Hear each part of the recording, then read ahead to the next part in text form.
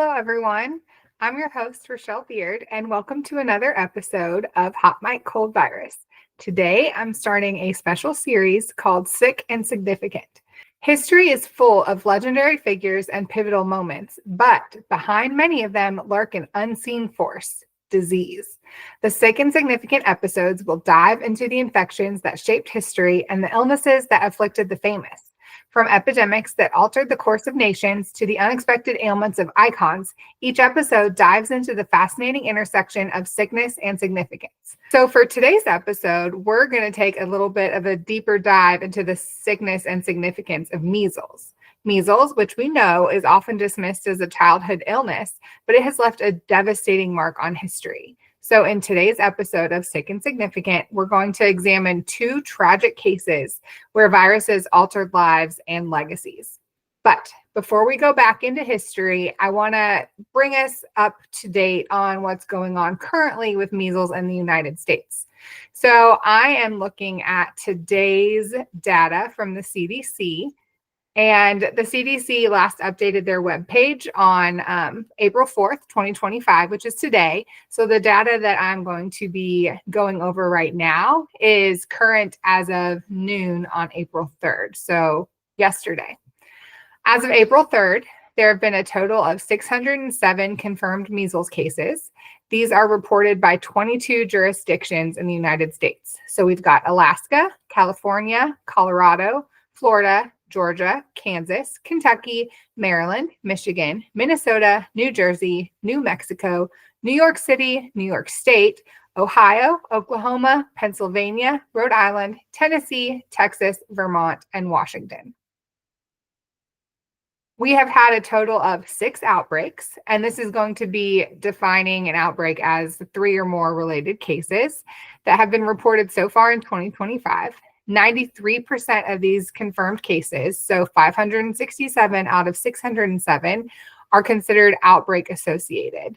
So as a reminder, back in 2024, we had 69% of cases were tied to outbreaks. So that was 198 of 285 cases that were outbreak associated. So we're at a higher rating of that than that. So 93% of the current confirmed cases are outbreak related. A listing of our total cases here, some information. The U.S. cases in 2025, again, the latest count on the CDC's webpage as of today is 607. Under age 5 years, 32% of the cases are attributed to under age 5 years. 5 to 19 years are 40% of the cases. 20 plus years, 26% of the cases, and then the remainder are the age unknown. And just to note, for vaccination status, 97% of the measles cases are either unvaccinated or we don't know the vaccination status. 12% of these cases so far in 2025 have been hospitalized, so a total of 74 cases. And the majority of the patients who have been hospitalized are under 5 years old. So 42 of those 74 cases are in kiddos under 5. And then we still have the 2 deaths, the one that was confirmed, an elementary age student, and then 1 death that is still under investigation, an adult who did have measles, but they are still trying to confirm that the death was measles related.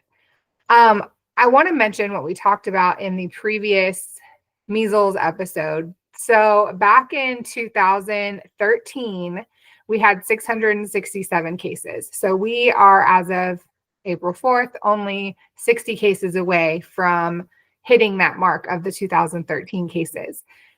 In 2019, we had 1,274 cases in the United States. So it's not going to take too much to get there because it is only April. Hopefully we can get this out of control and we don't reach those high case counts. All right, so now we know what's going on, current state. We're going to go back in history and talk about some significant people who had measles and also who passed away from measles. So first, we're going to take a look at 2 young Hawaiian royals who contracted measles while visiting London in the 1820s. Their deaths highlighted the vulnerability of the indigenous populations to foreign diseases and foreshadowed the devastating epidemics that would later sweep through Hawaii, which is where they were from. Then we're going to shift to a personal tragedy, the loss of Roald Dahl's daughter, Olivia. So Roald Dahl is an author, to measles encephalitis in 1962. This heartbreaking event shaped the beloved author's life and turned him into a passionate advocate for vaccination. So let's dive right in. No special guests today. You just get to listen to me, but I did a little research on both of these cases. First, we're going to go back to the year 1819, and we're going to meet King Kamehameha II.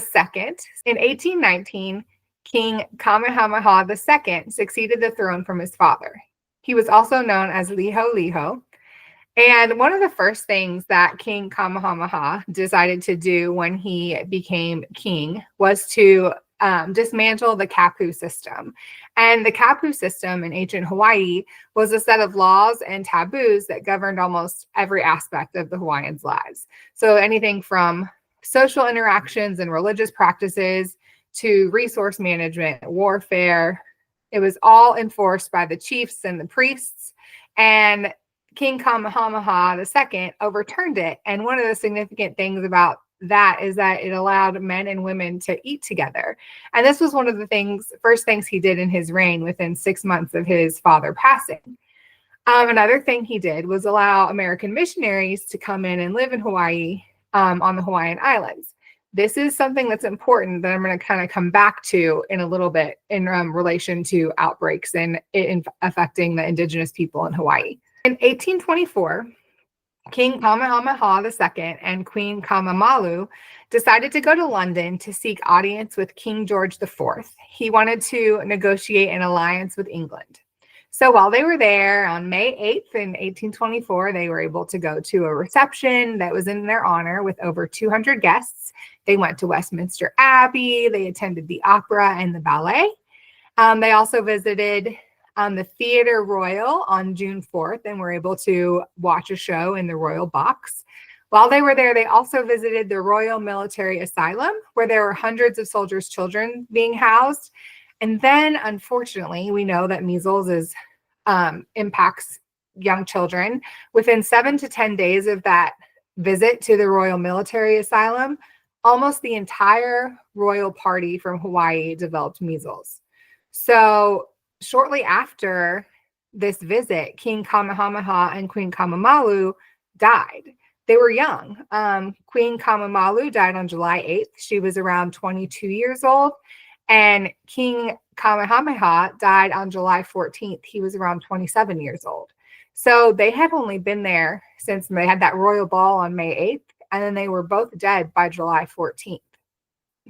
This brings up something. Why were they so susceptible? I mean, everyone was susceptible to measles back then. We didn't have vaccines, didn't have even things like sanitary water and those kind of things. But one thing about a long time ago, the Hawaiians lived in kind of sort of a bubble. So this was impacted significantly. This bubble was changed when explorers, traders, missionaries, etc. decided to travel there. So those American missionaries that King Kamehameha II had allowed to go not only brought with them their missionary work, but they also brought in a bunch of diseases, things that the indigenous people in Hawaii had never ever seen or encountered before. So even like the common cold virus could cause something really significant in the indigenous people who had never encountered something like that before. So something that could have just been a common cold virus to these American missionaries, because they'd had exposure to different things, could be very deadly to the people living in Hawaii because they just simply had no immunity to it. Another example, Captain James Cook, the first European to visit the Hawaiian Islands, he had come over in 1778. So this is even before King Kamehameha went over to London in the early 1820s. So in 1778, Captain James Cook, he came over and the crew brought a lot of sexually transmitted infections. They believed that these were mostly gonorrhea and syphilis, although not 100% sure. And then they brought all the other illnesses and diseases as well. Back in 1778, the population in Hawaii was around 300,000. That's what some sites say. Some other places and scholars believe that the population was actually over 800,000. But by 1820, so around the time when King Kamehameha II became the king, the population was down to 135,000. 300,000 or 800,000, depending on where you read, in 1778, and down 135,000 at least, down to 135,000 by 1820. That's the loss of a ton of people. Fast forward a little bit. So we've gone 1778 with the first European to visit the Hawaiian Islands. Then we've got 1820s where the population is down to 135 and the king and queen died of measles over in London. We're going to go ahead to 1848. Measles made its way to Hawaii. So along with a whole bunch of other epidemics, things like pertussis, dysentery that caused some horrible diarrhea that wiped out a bunch of people, and influenza. 10 to 33% of the Hawaiian population died due to these epidemics in 1848. Then the Hawaiian Islands had more measles epidemics in 1861, 1889, 1890, and 1898. So looking back at this population, so 1778, Hawaiian population was either 800,000 or 300,000, somewhere there, a little wide range. After all the various epidemics, by 1820, the Hawaiian population was down to 135,000. 1876, the Hawaiian population was only 53,900.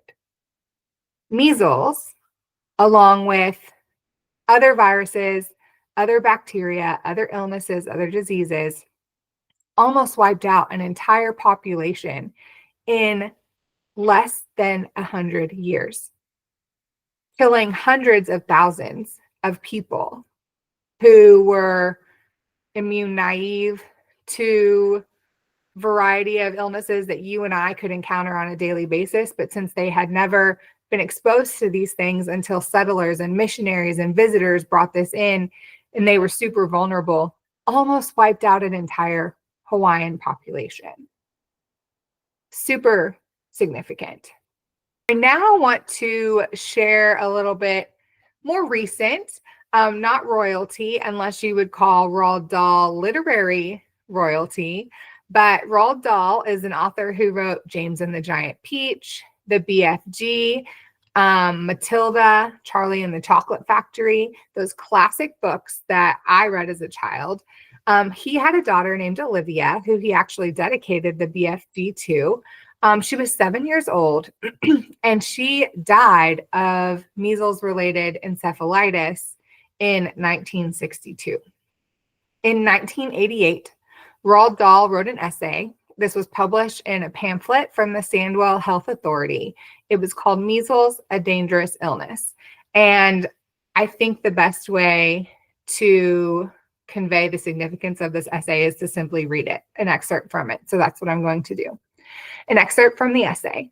Olivia, my eldest daughter, caught measles when she was 7 years old. As the illness took its usual course, I can remember reading to her often in bed and not feeling particularly alarmed about it. Then one morning, when she was well on the road to recovery, I was sitting on her bed, showing her how to fashion little animals out of colored pipe cleaners. And when it came to her turn to make one herself, I noticed that her fingers and her mind were not working together and she couldn't do anything. Are you feeling all right? I asked her. I feel all sleepy, she said. In an hour, she was unconscious. In 12 hours, she was dead. The measles had turned into a terrible thing called measles encephalitis, and there was nothing the doctors could do to save her. That was 24 years ago in 1962, but even now, if a child with measles happens to develop the same deadly reaction from measles as Olivia did, there would still be nothing the doctors could do to help her. On the other hand, there is today something that parents can do to make sure that this sort of tragedy does not happen to a child of theirs. They can insist that their child is immunized against measles. I was unable to do that for Olivia in 1962 because in those days, a reliable measles vaccine had not yet been discovered. Today, a good and safe vaccine is available to every family, and all you have to do is ask your doctor to administer it. It is not yet generally accepted that measles can be a dangerous illness. Believe me, it is. In my opinion, parents who now refuse to have their children immunized are putting the lives of those children at risk. In America, where measles immunization is compulsory, measles, like smallpox, has been virtually wiped out. Here in Britain, because so many parents refuse, either out of obstinacy or ignorance or fear, to allow their children to be immunized, we still have 100,000 cases of measles every year. Out of those, more than 10,000 will suffer side effects of one kind or another. At least 10,000 will develop ear or chest infections. About 20 will die. Let that sink in. Every year, around 20 children will die in Britain from measles. So what about the risks that your children will run from being immunized? They're almost non-existent. Listen to this. In a district of around 300,000 people, there will only be one child every 250 years who would develop serious side effects from measles immunization. That's about 1,000,000 to 1 chance. I should think there would be more chance of your child choking to death on a chocolate bar than of becoming seriously ill from a measles immunization. So what on earth are you worrying about? It really is almost a crime to allow your child to go unimmunized. Again, that was the letter that Roald Dahl wrote in a pamphlet in the 1980s. To backtrack a little bit about the death of his daughter, he mentioned that she died of encephalitis. So a reminder here, encephalitis is inflammation of the active tissues of the brain caused by an infection or autoimmune response. So this would be caused by measles. So inflammation leads to the brain swelling, which leads to symptoms of headache, stiff neck, sensitivity to light, mental confusion, and seizures, and then can eventually lead to death. There's more information in the first measles episode, Measles Decline with No Regrets. So if you missed that, please go back and check it out, listen to it, because we talk about all the complications and all the dangerous things that comes from measles. Because as Roald Dahl mentioned here, a lot of people don't really see measles as something super scary or really deadly, but it can cause other illnesses like encephalitis, can lead to that, which can be deadly. So on that note, just another reminder to make sure that you and your children and your family and your friends are all vaccinated against measles using the measles, mumps, and rubella vaccine. That vaccine, 2 doses, is going to give you 97% protection, is going to be your best prevention against getting the measles disease. If you missed the previous measles episode, please go check it out. Measles Decline with No Regrets. Again, my name is Rochelle Beard. I am your host. I'm an infection prevention and quality improvement consultant. If you need to get a hold of me, you can just shoot me an email at rochellebeard@outlook.com. Other than that, I hope you'll join me for our next episode of Hot Mic Cold Virus, coming to a streaming service near you. Thanks. Have a great day, everyone.